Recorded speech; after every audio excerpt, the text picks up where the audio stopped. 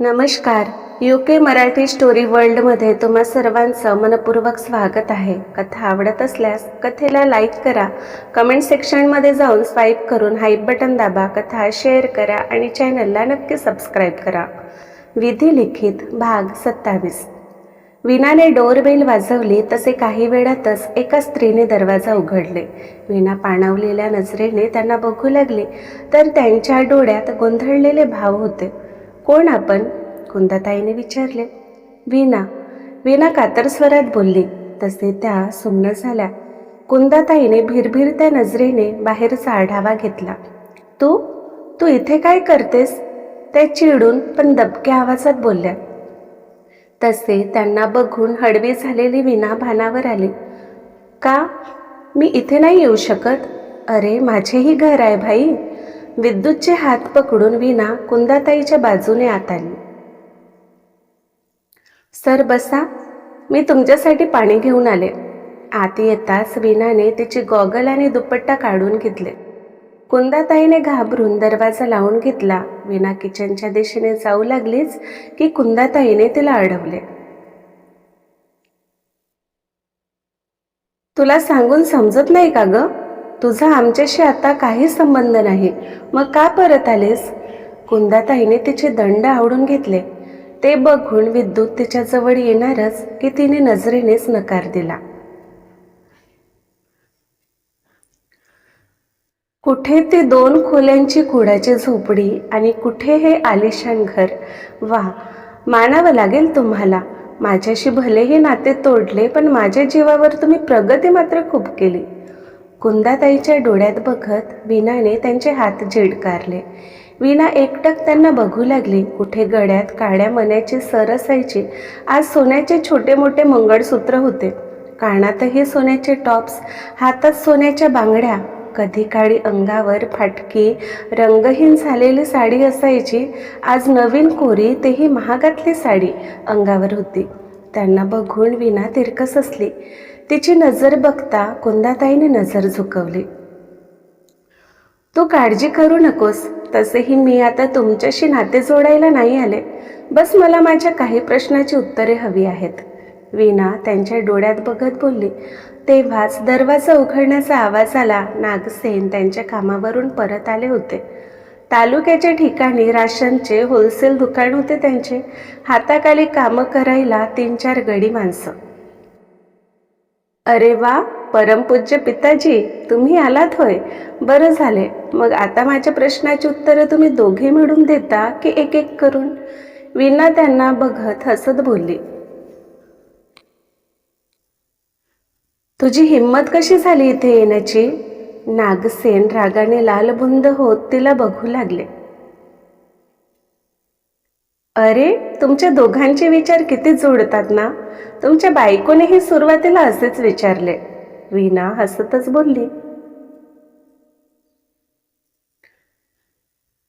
रवीना, तोंड सांभाळून बोल. नागसेन चिडून बोलले.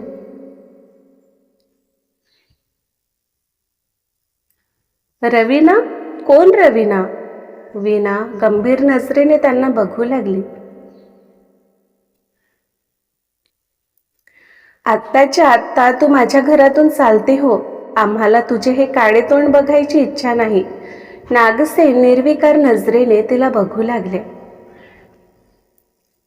तुमचे घर? खरंच? कुठून आले हो तुमच्याकडे एवढे पैसे? नाही म्हणजे पहिले खायला धडगत नव्हती, अचानक लॉटरी लागली की काय? वीणा विद्युतच्या शेजारी पायावर पाय घालून जरा ॲटिट्यूडमध्ये बसली. चेहऱ्यावर कोरे भाव, ओठावर तिरकस हसू. नागसेन हातांच्या मुठी आवडून तिच्याकडे रोखून बघू लागले. विद्युतसाठी तिचे हे रूप मात्र नवीनच होते. नेहमी शांत राहणारी तिच्या बोलण्यात डोळ्यात फक्त प्रेमाचा झरा वाहायचा. तीही वीणा नव्हतीच.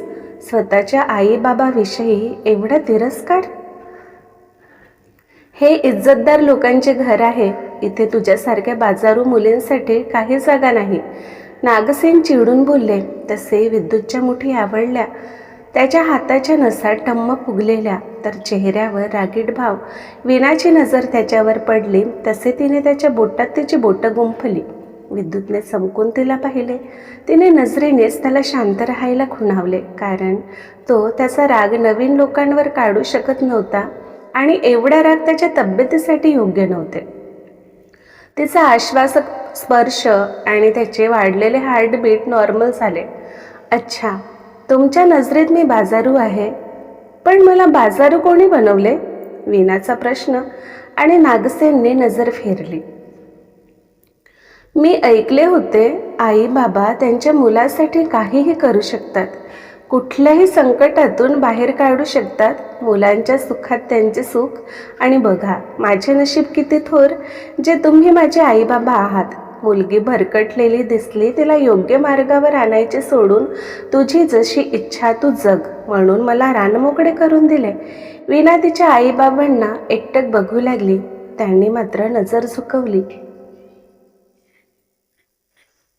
अहो, तुम्ही कशाला नजर झुकवता? तुम्ही अगदीच योग्य केले. उलट गर्व वाटायला हवे स्वतःवर. माझे सुख होते ना त्यात, मग तुम्ही माझ्या सुखाचाच तर विचार केला. वीणा तिच्या आईबाबांचे चेहरे बोटाने वर उचलून त्यांच्या डोळ्यात बघू लागली, पण वीणाच्या बोलण्याने जणू त्यांची बोबडी वळली होती. मी लहान असताना ज्या आईने माझ्यावर जीवापाड प्रेम केले, माझ्या आजारपणात रात्र जागून काढली, बाबांनी पाठीवर बसवून घोडा घोडा खेळवले, खांद्यावर बसवून पूर्ण गावात फिरवले, त्या मुलीने चांगले शिकावे, नोकरी करून त्यांचे नाव कमवावे अशी इच्छा असलेल्या त्या आईबाबांनी मला माझ्या आत्याच्या घरी पाठवले. मग असे अचानक काय झाले की त्याच मुलीला नको त्या दलदलीत ढकलताना तुम्हाला काहीच कसे वाटले नाही? बोलताना वीणाचा स्वर हलला. तिच्या डोळ्यातील पाणी गालावर ओघळले. हे तू आम्हाला का विचारतेस? तू काय केलेस तुला नाही आठवत का? आम्ही तर तुला शिकायलाच पाठवले होते, पण तुलाच हौस होती ना सगळ्यांची. कुंदाताई चिडून बोलल्या. खरंच मला हौस होती. मी कोल्हापूरवरून पहिल्यांदा परत आले तेव्हा तुम्ही कधी कारण जाणून घेतलात? कधी माझे दुःख तुम्हाला दिसले? तुमचे काम, तुमचे रान हेच तुमचे विश्व, त्यात तुमचे सुपुत्र. मी तर कुठे नव्हतेच. मी कोल्हापूरला नाही जाणार म्हणून किती विनवले तुम्हाला, पण तुम्हाला तर त्या भास्करची काळजी. पण आपले लेक जायला नकार देत आहे तर काहीतरी कारण असावे, जाणून घेतले तुम्ही? पूर्ण नातलग बोलायचे. तरुण मुलगा मुलगी एकत्र राहू देऊ नका, पण तिथेही तुम्हाला त्या भास्करची काळजी.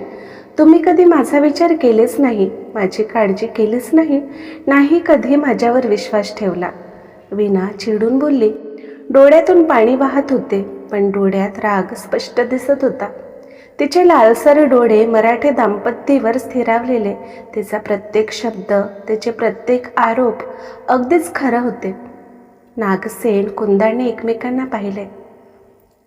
तुझ्या चुकीचे खापर आमच्यावर फोडू नकोस, कळलं? नागसेन कडाडले. अरे वा, म्हणजे अजूनही तुम्हाला माझीच चूक दिसत आहे? मग तुम्ही ती चूक का दुरुस्त केली नाही? वीणाने झटक्यात डाव्या पायावर असलेला तिचा उजवा पाय बाजूला करून दातावर दात चढवून त्यांच्याकडे रोखून बघू लागली. तिची ती भेदक नजर बघून मात्र नागसेन कुंदाने आवंडा गेडला. का नाही बोललात? बाई ग, ठीक आहे, चुकून चुकली असशील, पण आता असे करू नकोस. का तुम्ही त्या नराधमाच्या हातात मला कायमचे सोपवून माझ्याकडे पाठ फिरवून आलात? बोला ना, आहेत माझ्या प्रश्नाची उत्तरं?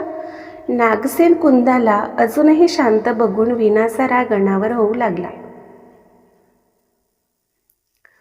ठीक आहे, तुमचे काम मीच सोपं करते. तुम्हाला माझी काळजी नव्हती कारण मी तुमची मुलगीच नाही आहे. वीणा बोलली तसे दोघांनी चमकून तिला पाहिले. खरं बोलले ना मी? वीणा अश्रू भरलेल्या नजरेने त्यांना बघू लागली.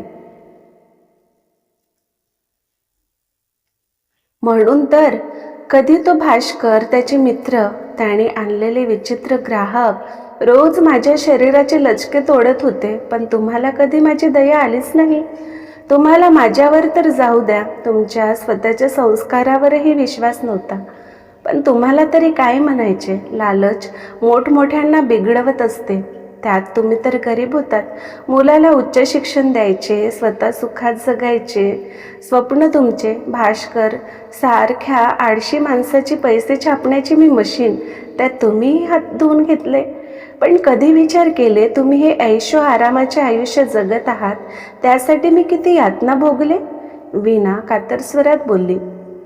मी भलेही तुमच्या रक्ताची मुलगी नसेन, पण लहानाचे मोठे तर तुम्ही दोघांनीच केले होते ना. माझ्यासाठी तर तुम्हीच माझे आई बाबा होतात. मग तुम्हाला त्याच मुलीसोबत एवढे वाईट करताना खरंच काही वाटले नाही का, की माझ्या जागी तुमची स्वतःची मुलगी असती तरी असेच तिचा सौदा केले असते? वीणा अगतिक स्वरात बोलली. ती तिचे दुःख कदाचित पहिल्यांदाच बोलून दाखवत होती. नजरेसमोर तो 6-7 वर्षाचा भयानक काळ तरळून गेला. रोज तिळतिळ तुटायची ती. कधी कधी तर स्वतःला संपवण्याचा विचार यायचा, पण तिच्यात तेही हिंमत नव्हती. कित्येकदा तलावात उडी मारण्याच्या विचाराने ती तलावाजवळ गेली, पण कितीतरी वेळ एकटक त्या शांत पाण्याकडे बघून माघारी फिरायची. कित्येकदा एखाद्या ट्रक खाली यावे म्हणून भर रस्त्यावरून चालायची, पण समोरून ट्रक येताना दिसला की आपसूक घाबरून बाजूला व्हायची. पंख्याला लटकण्यासाठी फास बांधले, पण ते फास कधी घट्ट नव्हतेच. कधीतरी मरण्याचीही तिच्यात हिंमत येईल याच आशेवर ती एक एक दिवस पुढे ढकलायची, पण तो दिवस कधी आलाच नाही. तिचे आयुष्य तर भयान अशा नरकासमान होते, ज्यात फक्त दुःख, त्रास. स्वतःला तिथे जागा नव्हतीच. आपण कधी यातून बाहेर पडू तिनेही अपेक्षा सोडून दिली. एवढे भोग भोगल्यानंतर आद्या तिच्या आयुष्यात सूर्यकिरण घेऊन आली आणि त्या अंधकारमय नरकातून तिची कायमची सुटका झाली. पण नवीन आयुष्याच्या प्रत्येक वळणावर संकटाशी झुंज देणे अजूनही तिचे सुरूच होते. अशाच एका वळणावर तिचा भाऊ रवी तिला भेटला आणि त्याच्याकडून सत्य कळले की ती नागसेन आणि कुंदा यांची खरी मुलगी नाहीच. आणि सगळं तिच्या लक्षात आले. का सहजच कुंदा आणि नागसेनने तिच्याकडे पाठ फिरली. विद्युतने लगेच तिला जवळ घेतले. त्याच्या मिठीत जाताच वीणाला एवढ्या वेळचा अडवून ठेवलेला हुंदका फुटला, तशी ती रडायला लागली. तिची दुःख तिच्याच तोंडून ऐकून खरे तर विद्युत खूप शॉक झालेला. त्याला कळले वीणाचे जीवन किती कष्टप्रद खडतर होते, तिला प्रेमाची किती गरज आहे. त्याचेही डोळे भरून आले, पण तिला सावरणे गरजेचे होते. कानात आद्याचे स्वर घुमले. आयुष्य खूप मोठे आहे. वीणाने आजवर खूप सहन केले. उद्या जाऊन तिचा भूतकाळ तिच्या पुढ्यात उभा झाला तर तुम्ही खंबीरपणे तिच्या सोबत उभे राहायला हवे. लोकांची तोंड आपण बंद करू शकत नाही, पण वेळ पडली तर तुम्हाला तिला सावरावं लागेल. त्याचे हात हळूवार तिच्या पाठीवरून केसावरून फिरली. तीही त्याच्या प्रेमळ स्पर्शात हळूहळू शांत झाली. भानावर येत ती विद्युतपासून दूर झाली. तू ठीक आहेस? त्याचा काळजीने भरलेला सूर. आणि त्याही अवस्थेत गालात हसत तिने डोळे मिचकावले. तिची नजर पुढ्यात मान खाली घालून उभ्या नागसेन कुंदावर पडली, तशी त्यांच्या पुढ्यात उभी झाली. मला तुम्हाला त्रास देण्याचा काही एक उद्देश नाही. जिथे तुम्ही माझे कोणीच नाही तिथे मी तुमचा तिरस्कार तरी का करू? मला फक्त एवढं जाणून घ्यायचे आहे, माझे खरी आई बाबा कोण आहेत? वीणा निर्विकार कुंदा नागसेनकडे बघू लागली. नागसेन कुंदाने एकमेकांना पाहिले. आम्हाला नाही माहीत, कुंदाताई नजर झुकवून बोलल्या.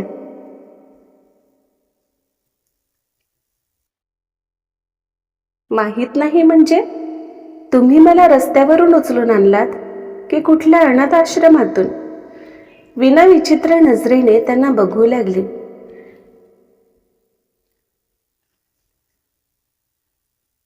नाही, हॉस्पिटलमध्ये दुसऱ्यांच्या मुलीसोबत बदलले.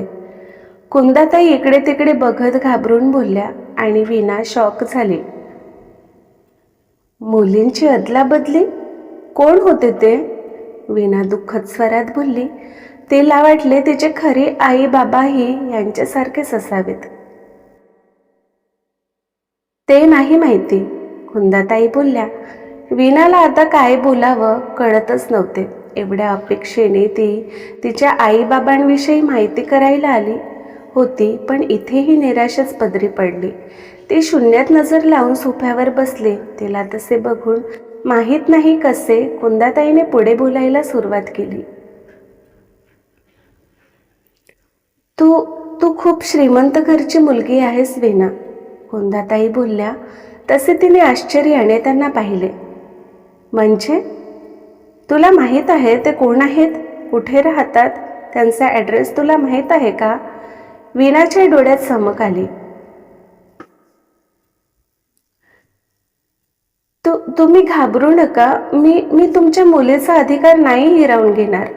माझ्यासोबत जे झाले ते माझ्या नशिबात लिहिले होते. मी फक्त दुरूनच त्यांना बघून निघून जाईन. प्लीज मला त्यांचे ॲड्रेस द्या. वीणा केविलवाणं त्यांना बघू लागली. कुंदाताईला एवढ्या वर्षानंतर तिच्याविषयी वाईट वाटले. तिची दया आली. खरे तर बोलली वीणा, लहानाची मोठी तर त्यांनीच तिला केले होते. आई बाबा म्हणून तेच तर होते तिच्यासाठी. त्यांनी वेळेस योग्य निर्णय घेतला असता तर कदाचित वीणाला तेवढे सहन करावे लागले नसते आणि आज ती तिच्या खरी आई बाबाविषयी विचारत आली नसते. कुंदाताईचे डोळे भरून आले. कुंदाताईची तालुक्याच्या सरकारी दवाखान्यात डिलिव्हरी झाली. त्यांना मुलगी झाली. खूप सुंदर, गोरीपाण, नाजूक, कापसाचा गोडास, पण जन्मताच बिमार. तिच्या हृदयाला छोटासा छेद होता. जन्मताच तिला प्रायव्हेट हॉस्पिटलमध्ये ICUमध्ये ठेवले होते. त्यांच्या छोट्याशा गोड्याला तसे बघून कुंदाताई नागसीन घाबरले. त्यांचे पहिलेच बाळ आणि आजारी. डॉक्टरांकडून कळले मुलगी 5-6 वर्षाची झाल्यावर तिचे ऑपरेशन करावे लागेल. त्याला भरपूर खर्च येणार होता. पहिलेच गरीब असलेले त्यांच्याकडे कुठून येणार होते मुलीच्या ऑपरेशनसाठीचे पैसे? मुलीला 5-6 वर्ष वाढवायचे. येणारा प्रत्येक दिवस तिच्या कमी होत जाणाऱ्या आयुष्याची आठवण करून देणारे होते. त्याच दरम्यान त्या हॉस्पिटलमध्ये एक इमर्जन्सी केस आली. खूप श्रीमंत माणसे होती ती. कुठून तरी परत येताना त्या स्त्रीला कळा सुरू झाल्या. मग जवळचे हॉस्पिटल बघून त्यांना तिथे ॲडमिट करण्यात आले. कुंदाताई नागसेन त्यांची धावपळ बघत होते. सुटाबुटात असलेला तो इसम त्याच्या पत्नीच्या काळजीने काहीसा कासावीस दिसत होता. त्या स्त्रीला लगेच ऑपरेशन थिएटरमध्ये नेण्यात आले. काही तासांनी डिलिव्हरी झाली आणि त्यांनाही मुलगीच झाली. कुंदाताई केव्हापासून त्यांनाच बघत होत्या. खूप खुश दिसत होते ते. मुलीच्या जन्मासाठीही त्यांनी पूर्ण हॉस्पिटलमध्ये सगळ्यांना महागातली मिठाई दिली होती. मुलीवरून पैसे ओवाळून त्यांनी गरिबांना दान केले होते. श्रीमंत व्यक्तीकडे कसेही उडवायला पैसे असतात, तर गरिबाकडे आजारपणासाठीही पैसे असू नये. त्यांना स्वतःच्याच परिस्थितीचे वाईट वाटले. कुंदाताईच्या बाळाला आता थोडं बरं होते म्हणून डिस्चार्ज करण्यात आले. नागसेन डिस्चार्ज पेपर तयार करत होते तेव्हा माहीत नाही का कुंदाताईला त्या श्रीमंत घरच्या मुलीला बघण्याची इच्छा झाली आणि त्या त्यांच्या रूमच्या दिशेने निघाल्या. यावेळी सगळे त्यांच्या कामात व्यस्त होते. त्यांनी हळूच रूमचा दरवाजा ढकलून आत डोकावून पाहिले तर ती स्त्री गाढ झोपेत होती. बाळही पाळण्यात झोपून होते. रूममध्ये दुसरे कोणी नव्हते. तसे हळूच कुंदाताई आत गेल्या. पाळण्यातील त्या बाळाला बघू लागल्या. त्याने स्वतःच्या बाळाला पाहिले. सारख्याच तर दिसत होत्या दोघी. गोऱ्याही तशाच. फरक एवढाच की त्यांची मुलगी 2 दिवसांनी मोठी होती आणि माहीत नाही कसे त्यांच्या डोक्यात स्वतःच्या मुलीला सुरक्षित करण्यासाठी एक भयानक प्लॅन सुचला आणि त्याने लगेच स्वतःच्या बाळाला बेडवर ठेवले. लगेच पाळण्यातील बाळाला बाहेर काढून स्वतःच्या बेबीला पाळण्यात टाकले. एकवार तिच्या डोक्यावरून मायेने हात फिरवून त्या घाईने बाहेर आल्या. भीतीने हृदय धडधडत होते. नागसेन येताच ऑटो करून भैरेवाडीला निघून गेले. त्यांनी हातातील बाळाला पाहिले जे शांत झोपून होते. त्यांचे डोळे भरून आले. चक्क त्यांनी मुलांची अदलाबदली केली होती, पण मजबूर होत्या. स्वतःच्या लेकीचा जीव वाचवण्यासाठी त्यांनी दुसऱ्याच्या लेकीचे भविष्य अंधारात घेऊन आल्या. सगळं सांगून कुंदाताई शांत झाल्या. वीणा सुन्न होऊन सगळं ऐकत होती. किती स्वार्थी माणसे होती ही. आम्हाला माफ कर वीणा, आम्ही खरंच तुझे गुन्हेगार आहोत. कुंदाताईने तिच्या पुढे हात जोडले. त्यांच्या डोळ्यात पश्चातापाचे अश्रू होते. नागसेननेही मान खाली घातली. वीणाने भकास नजरेने त्यांना पाहिले. तुम्ही खूप कमनशिबी आई बाबा आहात. स्वतःच्या मुलीला तर दुसऱ्याच्या हातात सोपवलेस. माहीत नाही ती आता या जगात आहे की नाही, पण तुमच्याजवळ जी होती तिलाही सुरक्षित ठेवू शकले नाही. मी तर हेही नाही म्हणू शकत. मला नेहमीच तुम्ही आई बाबा म्हणून हवे आहात, कारण मला खरंच लाज वाटते की माझे संगोपन तुमच्यासारख्या स्वार्थी माणसांच्या घरात झाले. पुढल्या जन्मात तुमच्या पोटी मुलीला जन्माला घालायचे की नाही देवही विचारच करेल. बोलून वीणाने डोळ्यावर गॉगल चढवले. चेहऱ्यावर स्कार्फ गुंडाळून ती लगेच बाहेर निघून गेली. तिच्या मागेच विद्युतही निघाला. कुंदाताई नागसेन दारात उभे राहून तिला जाताना बघतच राहिले. पाहुणे कोण होते कुंदाताई? वीणा निघून जाताच शेजारी बायका चौकशी करू लागल्या, पण कुंदाताईच्या ओठातून चिकार शब्दही फुटले नाही. कार रस्त्यावरून वेगाने पडत होती. वीणा मात्र सुन्न होऊन बसून होती. नियतीने किती भयानक खेळ खेळले होते तिच्यासोबत. हे कोणत्या जन्माचे भोग होते तिचे? जन्मता स्वतःच्या आईबाबापासून दुरावली ती. ज्याने तिला लहानाचे मोठे केले त्यानेच तिला दलदलीत ढकलून दिले आणि स्वतःच तिचे जे संबंधही तोडले. तिने असे कोणते पाप केले असेल? दैवाने तिचा असा खेळ मांडला होता. आता तर ती तिच्या खऱ्या आईबाबाकडेही जाऊ शकणार नव्हती, कारण तिच्या जागेवर तिची सबस्टिट्यूट जी होती. विचार येताच तिच्या डोळ्यातून अश्रू वाहू लागले. पहिले निदान नावाचे का असेना तिचे आईबाबा होते, पण नंतर कळले ते तिचे कोणी नाही. आणि आता कळले की तिचे आईबाबा कोण हेच माहीत नाही. एवढ्या मोठ्या देशात अशा अनोळखी लोकांना कुठे शोधणार होती ती, ज्यांचे ना नाव माहीत होते ना पत्ता. आज ती खरंच पोरगी झाली होती. मनातून तिला एकटे वाटू लागले. तेव्हाच ती त्याची मिठी तोडली गेली. तिने एकवार त्याला बघून त्याच्या शोल्डरवर डोकं ठेवत मूकपणे तिच्या अश्रूंना वाटमोकळी करून देऊ लागली. माझे आई बाबा कोण असतील सर? त्यांना कळले असेल का त्यांच्याजवळ आहे ती त्यांची मुलगी नाही? त्याने कधी मला शोधण्याचा प्रयत्न केला असेल का? मी एवढी वाईट आहे का सर की मी सगळ्यांना नकोसी झाले? वीणा शून्यात हरवत बोलली. परत असे नाही बोलायचे हा क्युटी पाय. तू सगळ्यात बेस्ट आहेस. ती माणसे चुकीची होती ज्यांनी तुझ्यासोबत वाईट केले, पण आता तुझ्याजवळ जी आहेत ते तुझीच माणसे आहेत ना, आणि सगळेच तुझ्यावर खूप प्रेम करतात. आणि मला स्ट्रॉंग वीणा खूप आवडते. मी समजू शकतो तुला आता कसे फील होत आहे, पण विनाकारण त्या गोष्टीचा विचार करून स्वतःला त्रास करून घेऊ नकोस. मी नक्की प्रयत्न करेल तुझ्या खऱ्या आईबाबांना शोधण्याचा, पण प्लीज सावर स्वतःला. परत तुझे रुटीन सुरू होईल. अशी डिस्टर्ब राहशील तर तुझ्या कामावर लक्ष केंद्रित करू शकणार नाहीस. खूप कष्टाने इथवर आलीस. नको त्या गोष्टी गुरफटून स्वतःचे नुकसान करून घेऊ नकोस. विद्युत तिला समजावत बोलला. तशी वीणा भानावर आली. का सर, 2 मिनिट दुःख तरी म्हणू द्यायचे होते. वीणा तिचे डोळे पुसत घाईसे हसत बोलली. असे दुःख कवटाळून काय फायदा वेणू, ज्याला अर्थच नाही. आणि तुला विचारच करायचे असेल तर माझा कर, आपला कर. तुझा डिअर हब्बी तुझ्यासोबत असतो, पण तुला त्याचे सोडून साऱ्या जगाचे विचार येत असतात. अरे त्यालाही काही हवं नको बघत जा. विद्युत गाल फुगवून बोलला. पण तुम्ही अजून माझे हबी झालात कुठे? वीणा हसत बोलली. तसे विद्युतने झटक्यात तिला मांडीवर ओढून घेतले. सर, वीणा डोळे मोठे करून त्याला बघू लागली. तुझ्या वहिनी साहेबांनी परमिशन दिले. आता तर तुझा लिगल हबी होण्यापासून मला कोणीही अडवू शकत नाही, अगदी तूही नाही. विद्युत तिचे केस कानामागे सारत तिच्या डोळ्यात बघत बोलला. तशी ती लाजून त्याच्या मिठीत शिरली. विद्युत मायेने तिच्या डोक्यावरून हात फिरवू लागला. दिवसभर रडल्याने तिचे डोळे थकले होते. त्याचा मायेचा स्पर्श आणि त्याची उबदार मिठी विना तशीच त्याच्या मिठीत झोपी गेली. त्याच्या टी शर्टवर तिची पकड घट्ट होती. तिचे मंद श्वास त्याच्या मानेवर जाणवले. तसे त्याने नजर झुकवून तिला पाहिले. त्याने इशारा करून ड्रायव्हरला कार एका हॉटेलवर घ्यायला सांगितली. विद्युत तिला उचलून घेत हॉटेल रूममध्ये घेऊन गेला.